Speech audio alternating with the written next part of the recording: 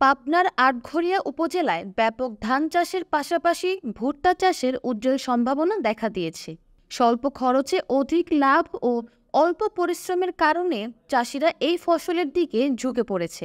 আবহাওয়া অনুকূলে থাকায় চলতি রবি মৌসুমে বোরো ধানের পাশাপাশি দিগন্ত জুড়ে ভুট্টা চাষের ডানা মেলছে।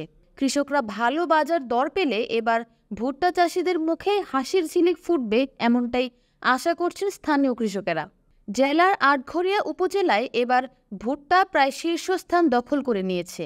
উপজেলা কৃষি অফিসার সজীব আল মারুফ জানান, মৌসুমে ভুট্টা চাষ করছে কৃষকেরা। কৃষি বিভাগের নির্ধারিত লক্ষ্যমাত্রা হিসেবে এবছর আবাদ করা হয়েছে 445 হেক্টর জমিতে, যার ফলন ধরা হয়েছে 1100 হেক্টর। গত বছর 335 হেক্টর জমিতে ভুট্টা চাষ করা হয়েছিল। তুলনামূলকভাবে গত বছরের চেয়ে এবছর ভুট্টার ফলন ও আবাদ বেশি আশা করা হচ্ছে। ধান, পাট ও সবজির আবাদ করে কৃষকদের প্রতি মৌসুমে লোকসান হয় এবং বিগত বছরগুলোতে অনুকূল আবহাওয়া থাকায় ভুট্টার ভালো ফলন ও দাম আশানুরূপ পাওয়ায় এলাকার কৃষকেরা অন্যান্য ফসলের চেয়ে ভুট্টা চাষের দিকে প্রতি বছরই ঝুঁকে পড়ছেন।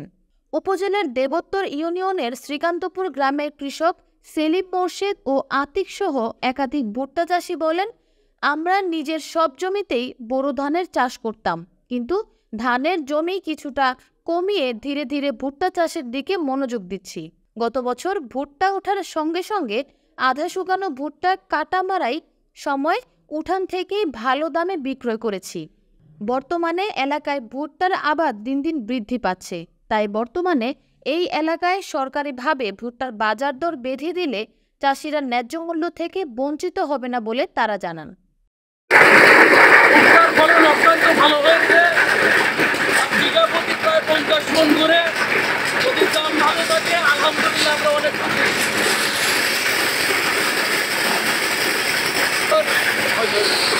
গত বছরগুলোতে চাষিদের উৎপাদিত অন্যান্য কৃষিজাত ফসলে লোকসান হওয়ার কারণে এলাকার কৃষকেরা কয়েক বছর ধরে ব্যাপক হারে ভুট্টার আবাদ করছে।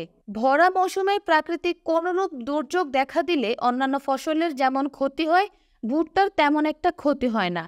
প্রতি বিঘায় 55 থেকে 60 মণ পর্যন্ত ভুট্টা উৎপাদন হয় বলে জানান চাষিরা।